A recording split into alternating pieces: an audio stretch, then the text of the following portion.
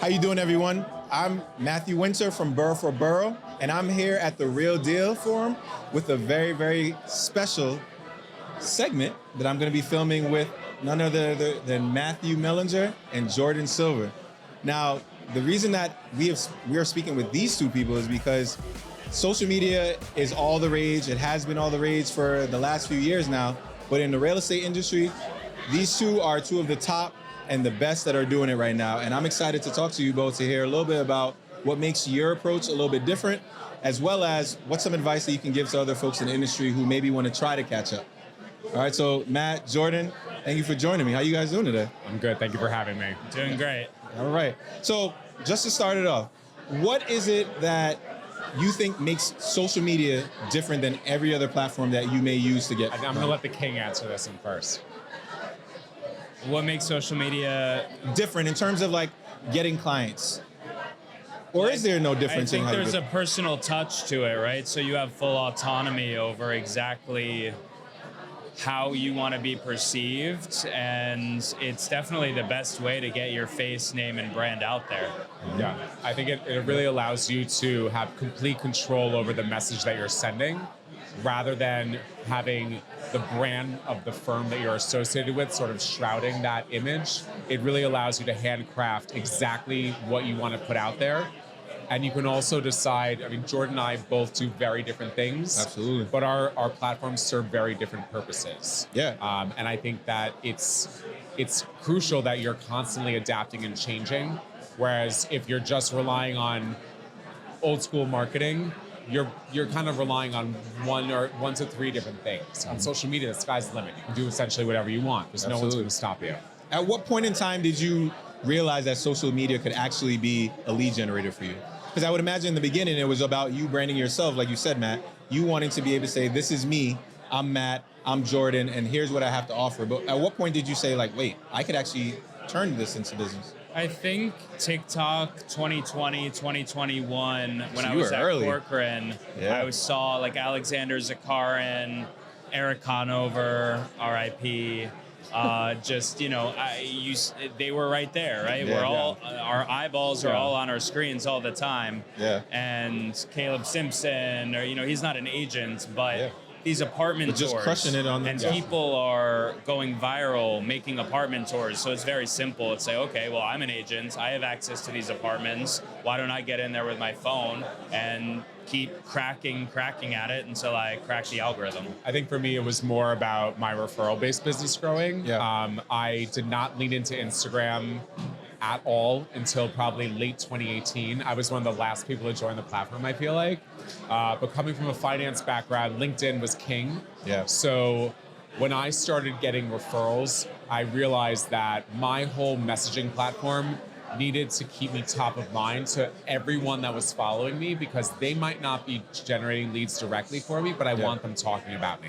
Absolutely. So my content basically is sort of not produced, but it is Curated, done in a probably. way that I want people to keep talking. Sometimes I push it a little bit too far, but I always say, like, you don't want to be, you're in charge of your own story arc, right? Yeah. Mine is a very accurate front and center, but also behind the scenes look at my life as a real estate agent, but also as, a husband, as a friend. They see everything. 100%. There's nothing held back. So I don't want to be main character energy. I don't want to be the villain. I want to be the fan favorite, because the fan favorite's the one that everyone talks about. Right. And sometimes you have to do some crazy stuff just to stay the fan favorite and keep them talking. But for the most part, that's what gets my name around a cocktail party. That's what gets a referral back to me. So as long as I stay consistent and top of mind, that was when I realized this is something I can really use without having to do a very specific angle like a lot of other social media stars are doing these days. Yeah, absolutely. And you also, from following you, and if you don't, make sure you follow him on social, because he's exactly what he's saying is true, in that with yours, I love that it's a behind the scenes. Yeah. I mean, we see literally from the moment you get up all the way through the end of your day. Right. And a lot of that is, this is what actually a top broker looks like. I may have good days, I may have bad days, I may have apartments that are not as great as some other ones, but I'm showing you everything. And then I'm sure that a lot of that and that authenticity is what people are leaning into. Yeah, right? this business is not all fancy lunches and beautiful real estate. I mean, we scrub floors, we deal with absolutely asinine email exchanges. I put it all out there because I want people to see not only the 84 jobs we actually perform on a daily basis, but what it actually takes to make it through the day. Yeah. And sometimes it's not pretty. It's not meant to be. So I don't go on the more curated route. I go on the more authentic route. Jordan and I were actually on Vince Rocco's podcast a while ago, doing a whole thing about on social media. But it was interesting because it was us two and Ryan Garson and Allie, our comms director. But it was interesting because all three of us take three very different approaches, and we all leverage the platforms for very different reasons. But it all results in the same thing, right? Business. Yep. Hey, it's Stephen Bailey from Roadway Moving and Storage. As an official moving partner of Brown Harris Stevens, we know that your clients deserve more than just a move. At Roadway Moving and Storage, we turn moving into an experience they will love. From specialized services to a white glove treatment, we've got it all covered. When you choose Roadway, you're choosing a peace of mind for your clients. Plus, our referral program is the most rewarding in the industry. Want to learn more? Shoot me an email at steven@roadwaymoving.com or visit roadwaymoving.com. Hi, I'm Evan Greenberg with Langdon Title. I specialize in title insurance across New York, helping real estate attorneys, agents, and brokers close with confidence. I solve problems fast and keep your deals moving. Contact me anytime. Jordan, do you see that, because you are the king, I'm going to give you the crown as the king of like the tours. You crush it with that. I can accept any crowns at this time. All right, well, we'll take the credits for the day. Yesterday was Jordan's birthday, so at least for the week. I'll take the birthday hat. But you have a very unique style to the way that you film your tours.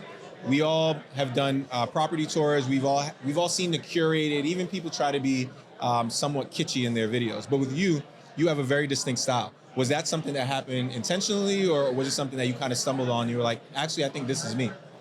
Yeah, I think it was intentional because I immersed myself into TikTok culture. And if you want to succeed, if you want to be a playwright, you have to read a million plays. If you want to write movies, you have to read, 100 million screenplays. So I wanted to make viral TikToks. So I really immersed myself by scrolling and watching what makes engaging, sticky content. And a lot of it comes down to the hook and the playful energy. But I think just immersing myself into the TikTok culture made me realize, okay, I can't take this too seriously. I have to add a playful touch.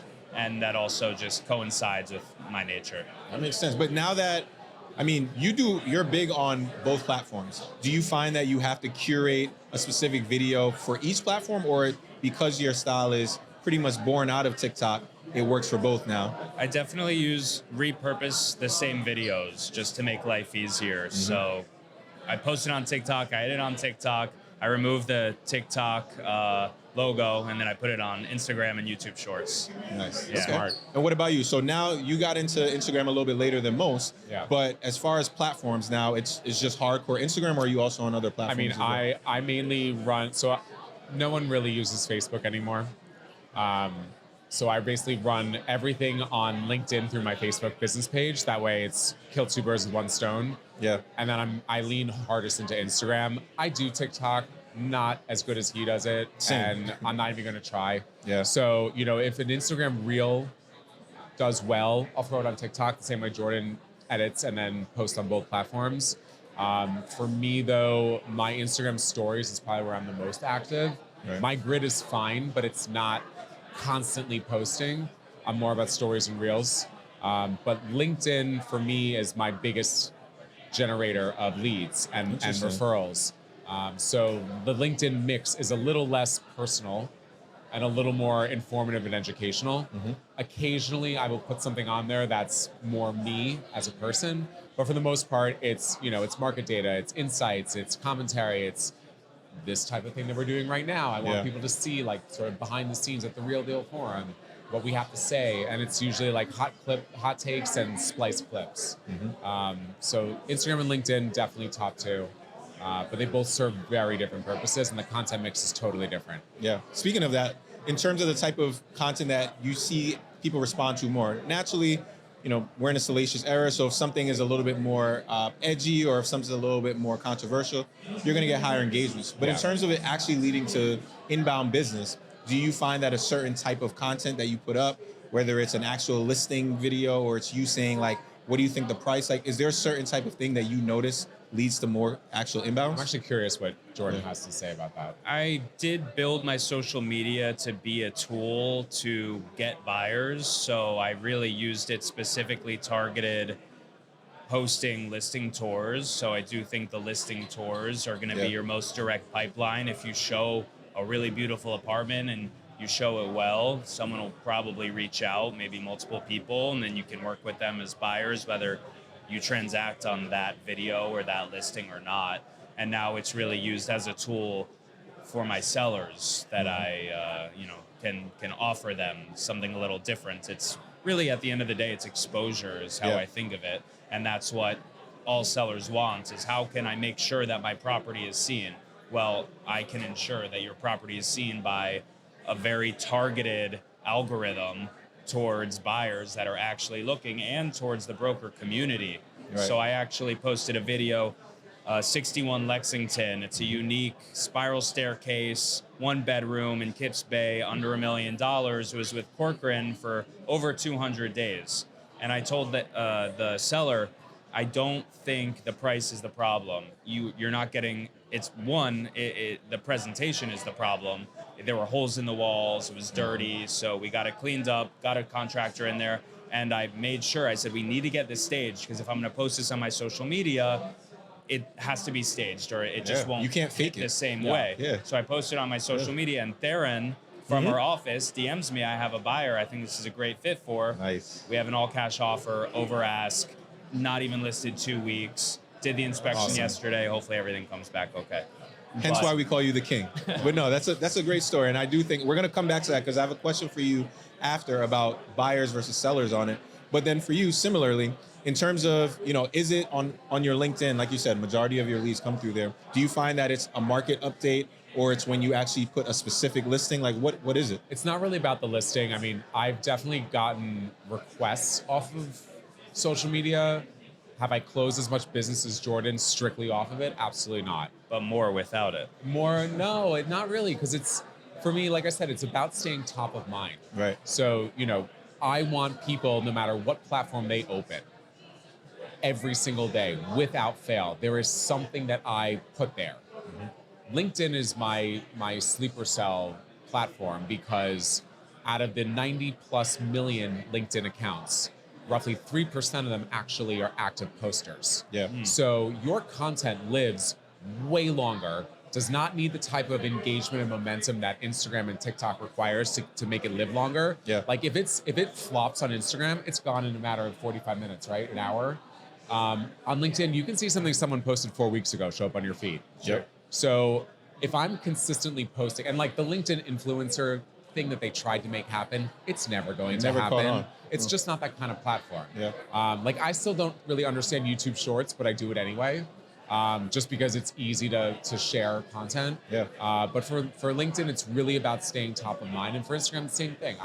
Every time you wake up in the morning and you open your social media, you will see something from me. Yeah. It will be something real estate related. It might be something funny, but you know exactly what I do for a living. Right. And the business just goes from there, because when they are sitting at work and having lunch with their coworkers and saying, oh, I'm thinking of selling my apartment. Oh my God, I follow this guy, Matt Melinger.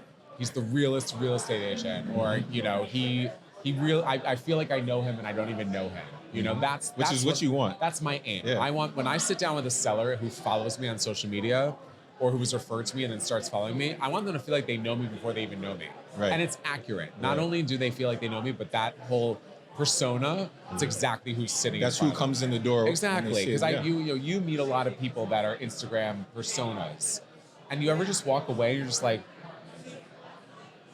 what just happened? So that happens to me all the time. I can follow somebody that I'm like, this person is so inspirational. They do such good content. They seem like such a nice person. Yeah. And then I meet them at like a broker open house or an event like this, and I walk in and I'm like, who was that? Right. I don't want to sound rude, but at the same time, the authenticity is, Jordan is Jordan on his 100%. Instagram. He might be doing tours and occasionally panning the camera back, but the soliloquies. It's a little more heightened, Yeah. I think. Right.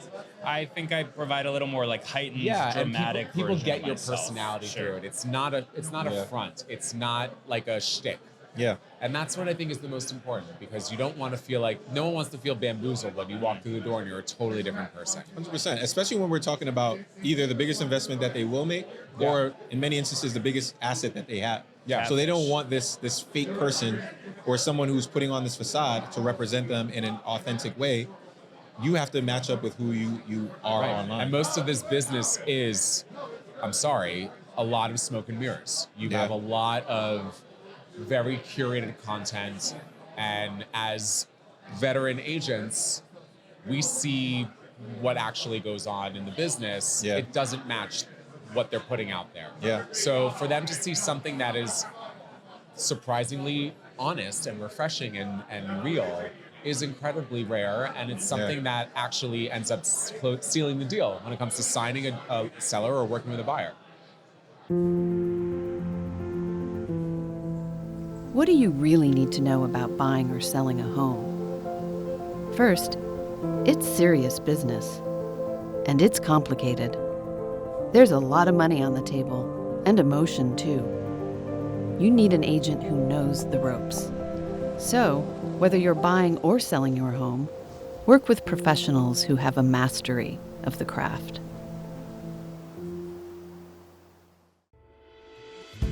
When we first started Excel Real Property Management 11 years ago, we did so with the intention of protecting the investment community.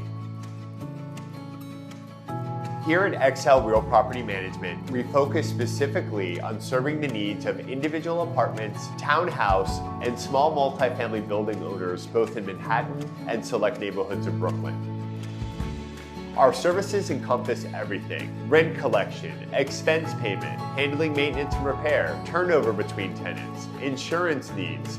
Literally anything that an investor would typically handle him or herself, we take care of for them.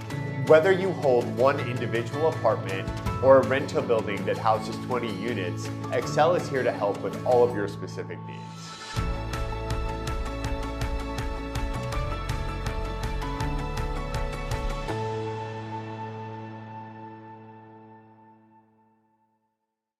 Interesting. Speaking of that, Jordan, so going back to the point I made before, last year you did 14 million off of social media. Is that all social media or just Instagram? Which one? Instagram. It really all comes through Instagram. Like Matt was saying, I think each platform has a different touch, and LinkedIn has a very strong touch. I think TikTok has the lightest touch, where you're not really going to, I at least haven't had much luck converting from TikTok. TikTok, long day. But Instagram, I think, also has a strong touch. I think Instagram and LinkedIn are probably going to be your best platforms to really do serious business, and people are really going to reach out. No one takes TikTok seriously. Yeah. I mean, you'll even notice, like, when you post the same reel on TikTok and then on Instagram, the tone and type of comments that you get could not be any more different. Like, Ari and I posted a semi-controversial episode of the 13th Floor that was not salacious, but it was off-brand. Like, BHS would not air it. Right. And the comments I got on Instagram was all amen, yes, yes, yes, praise, praise, praise. TikTok, I was getting sandbagged left and right. Like, mocked, sandbagged, the meanest comments. Welcome to the club. Yeah, it was just, you know, like, it's basically just like it's like a middle school cafeteria. Yeah. Instagram is more like a happy hour at a bar. Okay. You know, in Midtown. All right. I like That's the sort of analogy. how I liken it to, right? Like, Okay. I go to the middle school cafeteria because I need to maintain my presence. Yeah. But you can't let those comments get to you, because the TikTokers are vicious. Brutal. And a lot of them, they can hide behind these fake profiles. Yeah, they're all private. So at the end of the day, people can. It's almost like the honesty box back in the day. Like, people could just say whatever they want. Yeah. But in terms of how social media has evolved, so obviously when you started on TikTok versus where you are today, I'm sure maybe aspirationally you want us to be able to say, I did 14 million off of Instagram. But this thing changes so fast. So have you caught yourself feeling the pressure of like, man, I need to innovate in order to keep up? Or were you already so ahead of the curve that you're starting to see things catch up, but you're continuing to do what you were already doing? I think you always have to change course a bit, like stay in the niche, right? Yeah. Like I'm not going to go from my real estate niche to a fashion niche. It just doesn't make sense.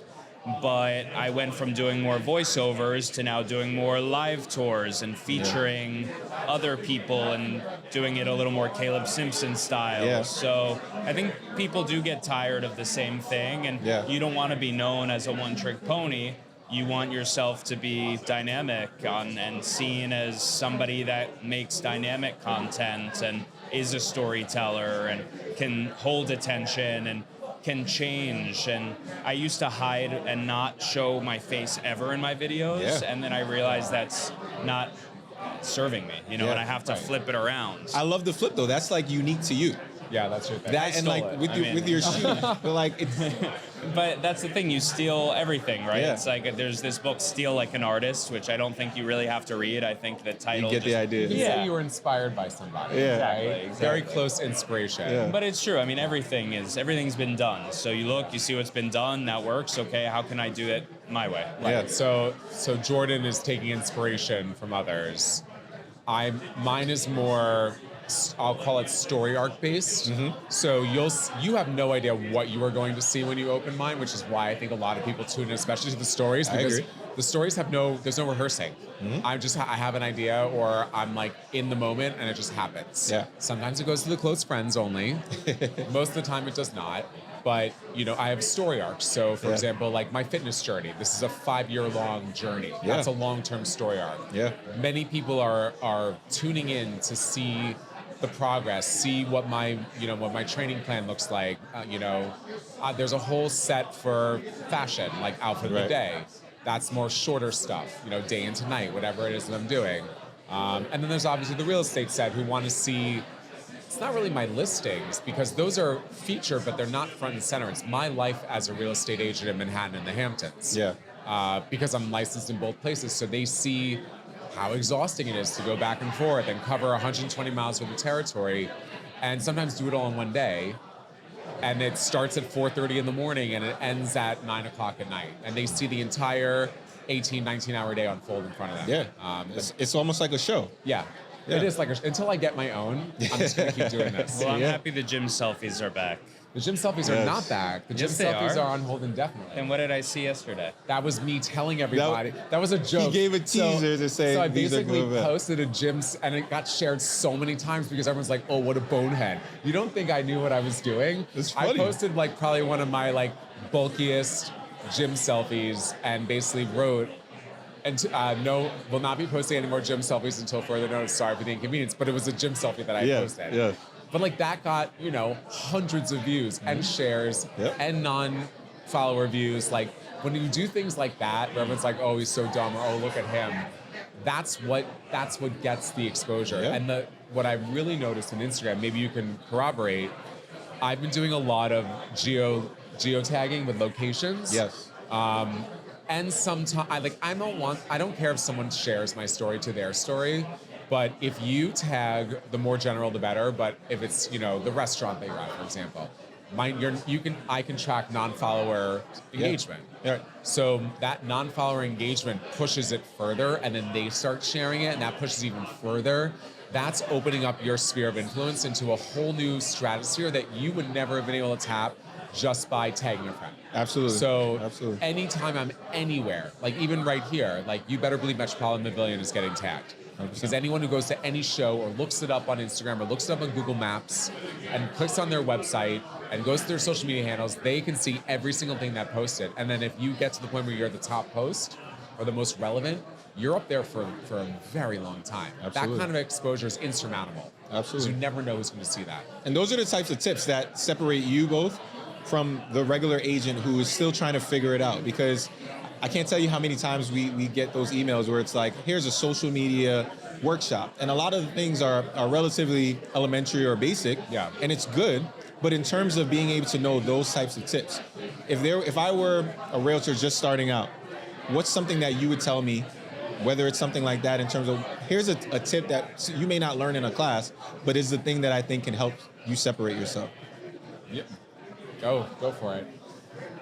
I would You're say not gonna like my answer, study. I'll go first. Study, watch 2 hours of TikTok and Instagram Reels a day, if that's what you want to make. Just melt your brain. Yeah, but study. Yeah. You know, really understand, why is this engaging? Why is this doing well?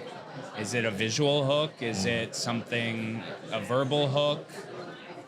Study, and then just do, and then just make, you know, and fail, and post 5 times a week. And you have to post 5 times a week if you want to grow. You have minimum. Yeah. And this is on your stories, on your feed, like break it down for video. I'd say video making. feed 5 Reel, times a week at TikTok. minimum. Yeah, and you can repurpose the same content for your TikTok and your Reels and your YouTube, and start with what you have, right? I had no listings, but I had access to listings, so that was something that grabs eyes. So I started there, and I think start with what you have. It's a good tip. I would say try everything once, at least once, because if something sticks, understand it's not going to stick forever. You got to keep evolving. But in the beginning, when I first got on social media and I was new to the business, it really was, and I hate to say it based on everything I said earlier, but it is a little fake it till you make it. You can't go full tilt on that and just lean into it completely to the point where no one recognizes you in public. Right. But you gotta walk the walk and talk the talk. And then once you find your niche or your niches that really give you that type of exposure and traction that you need to start growing, you just gotta lean into it. And then you can take your foot off the fake it till you make a gas pedal. You know what I mean? But in the beginning, you know, like when I first got into the business, I had 10 years on Wall Street. I was a hedge fund guy. Did I understand markets? Yes. Was I a math guy? Yes. Did I respond quickly? Yes. Was I always on time? Yes. Have I ever sold a house? No. So no one from my sphere was like, I want to hire Matt. Right. Because he worked on a trading desk in emerging markets. Right. Once they started seeing that I was transacting, even though I was either transacting derivatively from a team or people that worked with me were transacting, I was part of the process, then they started trusting me more. And that got my first sort of shreds of momentum going. Yeah. Then I could start posting about that. And then that snowballed from there. But I'm not gonna lie, 2016, I had no idea what I was doing. On social media, I looked like I had it all together, and I've been doing it forever. Yeah. You know, it's aspirational posting is what I call it. It's part of getting into the business. I'm not going to say it's all smoke and mirrors now, because it's definitely not, but definitely there's a little bit of sort of finagling, if you will, when you first fine start. line. Yeah. Absolutely. Just don't overdo it, because everyone sees it. But even if you think no one's catching on, people know. Look, guys, you two are two of my favorite agents, both at BHS and in the industry. Thank you. Two of my favorite follows. But for those at home who may not have known who you are, can give everyone your social handles, and then let's get out of here. Every single thing is @ Matthew Melinger, the one and only. One and only. I'm at Real J Silver. And I'm $1 Million Wynter, and this segment was a nice little tip from Boro4Boro. Make sure you like, follow, and subscribe on the More Network, and follow me on Instagram for more. Thanks for joining, and can't wait for you to see more. Peace.